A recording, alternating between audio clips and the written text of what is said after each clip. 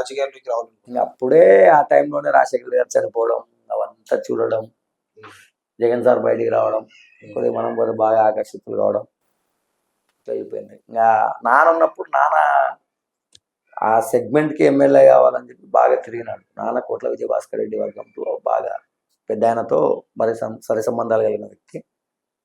వాళ్ళ కుటుంబంతోనే బాగా కొద్దిగా మూమెంట్ ఉండింది అది. నాన్న కూడా ట్రై చేసిన 2004లో, 4లో కాకపోయినా 9లో నాకు బలంగా ట్రై చేస్తూ ఆయన 2004లో సడన్గా చనిపోవడం, అది చూస్తూ చూస్తూ నాకు కూడా పిచ్చెక్కిపోయింది. ఆయన చనిపోయినప్పుడు ఏం పెద్ద అనిపించలే, కానీ రాజశేఖర రెడ్డి గారు చనిపోయిన తర్వాత నాకు అనిపించింది.